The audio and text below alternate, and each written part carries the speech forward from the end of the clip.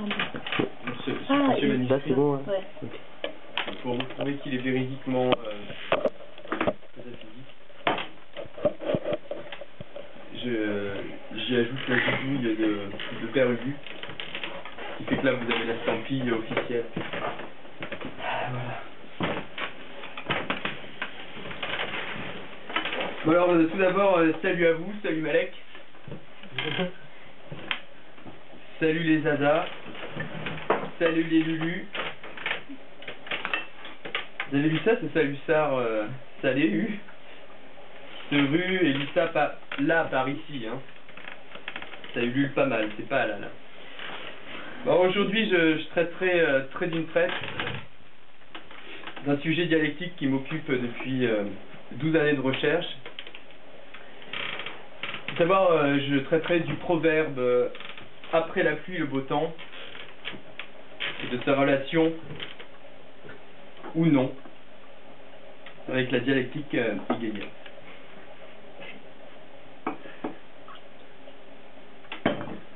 Alors tout d'abord, un avertissement.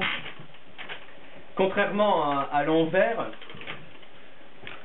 l'avers, lui, l'avers tisse et ment. D'où la nécessité de ne pas se laisser prendre dans sa toile. C'est pourquoi je vous avertis maintenant, pour risquer de vous décevoir au début, plutôt que peu à peu jusqu'à la fin. Il vaut mieux décevoir au début. Décevoir de ce soir, dès que je vous ai vu, oh, j'ai ôté mon haut but, je l'ai mis au rebut, et dès ce soir, l'au début, la grande et la petite ode, toutes deux bues au début en guise d'apéritif, plutôt que digestif. Bref, je vous avertis donc, je ne suis pas un pataphysicien.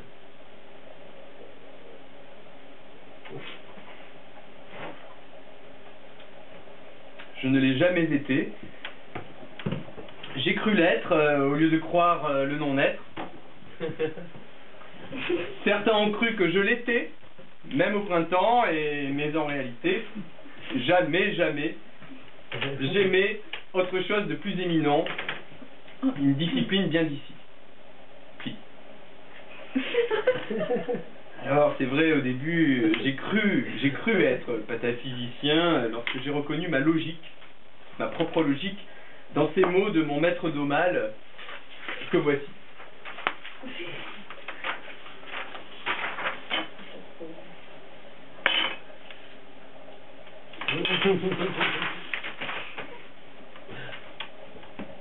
Toute évidence se vêt d'absurde comme de sa seule manière d'apparaître.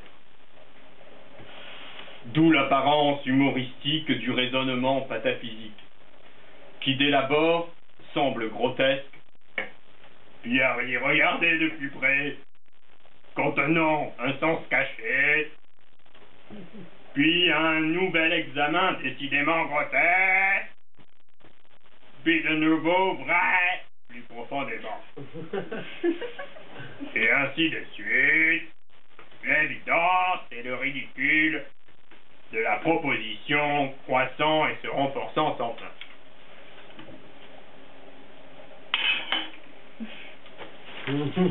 Mais hélas, j'ai appris un jour d'orage et de tonnerre et de pluie torrentielle que la vision d'aumalienne n'était pas retenue par le collège de pataphysique.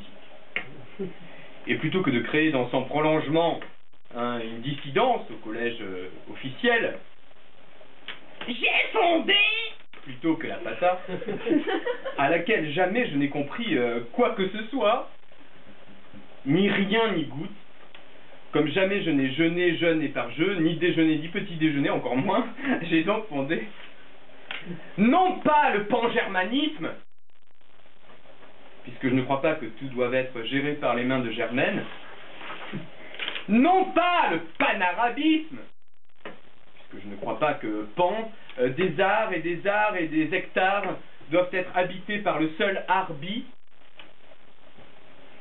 car je ne crois qu'en l'art mono,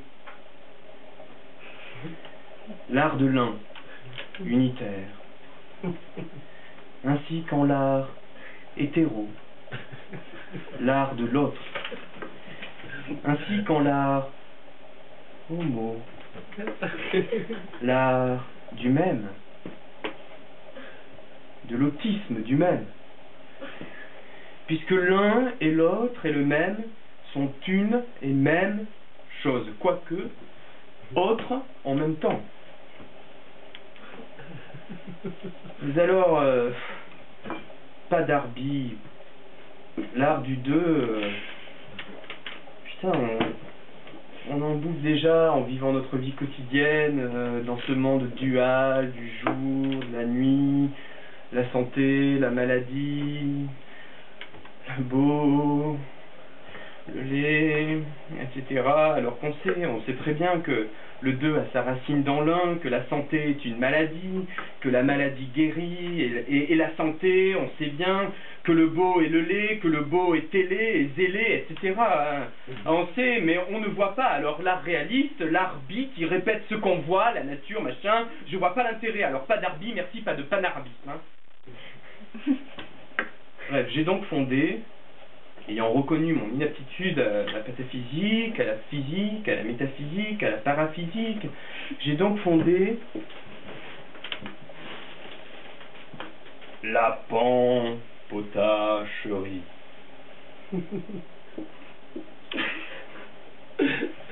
Car tout est potage. Tout est potage et notre tâche est d'en rire. Je ne ris pas forcément du tout. Je ne ris pas du tout. Mais alors pas du tout. Et à propos de pas du tout, je me vois obligé de... Je suis toujours dans l'avertissement, hein. Je me vois obligé de citer Brise de Montorge, dont j'ai retrouvé les mots suivants dans une poubelle. Et là, je regrette qu'il n'ait intégré l'un de ses contes, tant pis. De toute façon, je ne le connais pas, c'est pas mon ami. Et ces contes qui font des amis ne me concernent pas. Alors voici ces mots.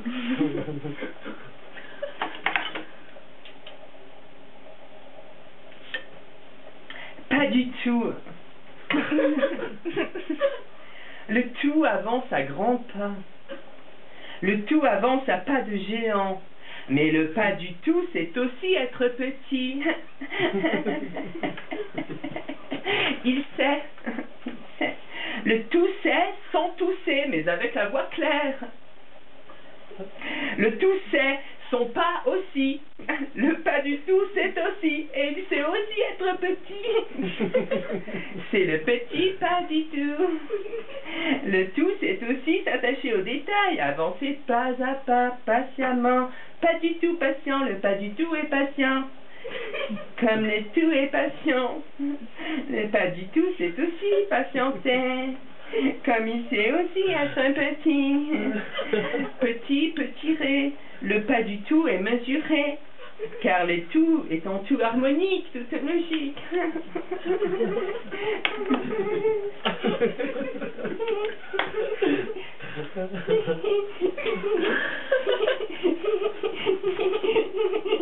Bon, je disais là que donc, tout est potache, notre tâche est d'en rire. Je ne ris pas forcément du tout. Je ne ris pas du tout. Mais alors, pas du tout. Je ris du fait que tout soit potache. Et la tâche de rire de cela est la seule tâche qui ne soit pas potache.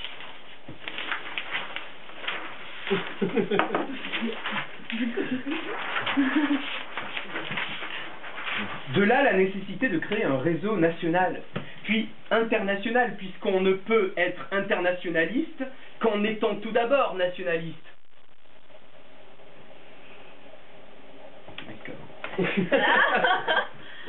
Car sans nation, il n'y a pas d'internation, pas d'entre-nation, et l'international, sans nation, deviendrait l'interal.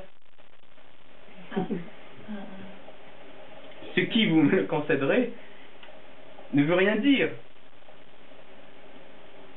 L'interal ne veut rien dire. On connaît l'anal, tout ça, mais pas l'interal, quoi. Ça n'existe pas puisque ça n'existe pas dans le dictionnaire. Or, ce qui n'existe pas dans le dictionnaire n'est que de la diction qui erre. Et qui erre dans l'erreur. Comme par exemple, au hasard, le mot potacherie. Ce n'est pas dans le dictionnaire. À moins que, justement, au contraire, tout ce qui figure dans le dictionnaire soit, par définition, de la diction qui erre.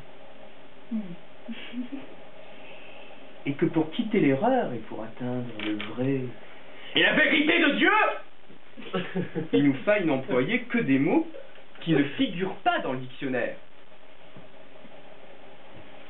Je pose la question. Moi, je pense qu'il ne faut pas rire du calembour. On rigole, mais le calembour est la grande loi cachée dans la parole. Je vous le dis tout de suite, c'est comme ça. Et c'est ce que mon disciple Jean-Pierre Brisset dit aussi, en me plagiant, évidemment, dans son ouvrage publié en 1900.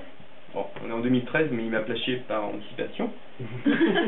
Donc son ouvrage qui s'intitule La Grande Nouvelle, ou Comment l'homme descend de la grenouille. Et Brisset y écrit, en me paraphrasant quasiment mot à mot,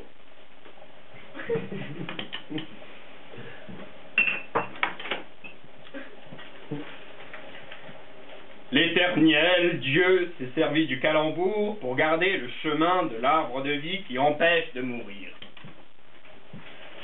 Chaque fois que le chemin s'est annoncé par des sons semblables, exprimant des idées différentes, l'esprit mettait dessus « C'est un calembour !»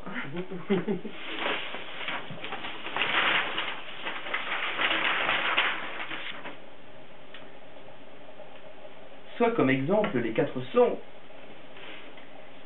les dents, la bouche. On peut écrire l'aide en la bouche,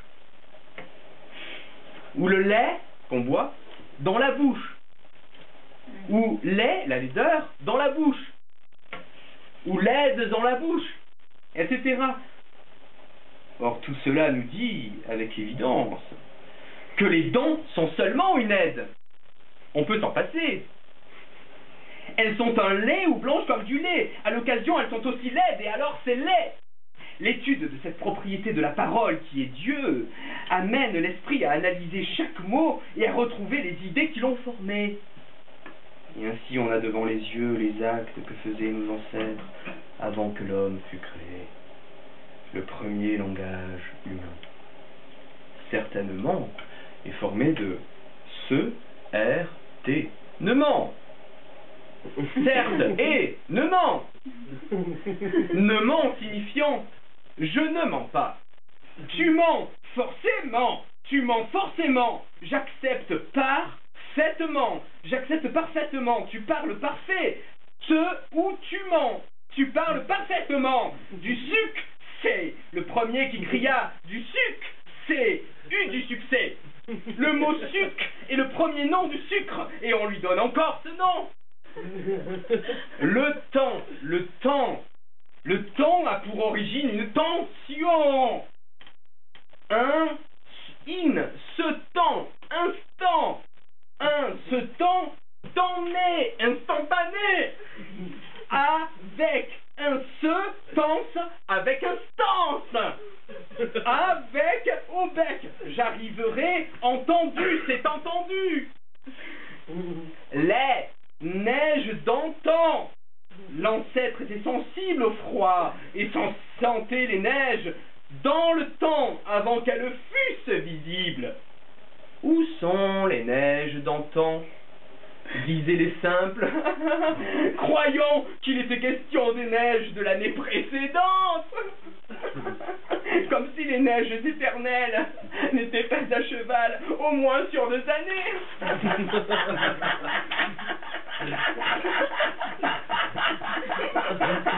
Lecteur, entends ce temps les vérités éternelles. Nous ouvrons donc le livre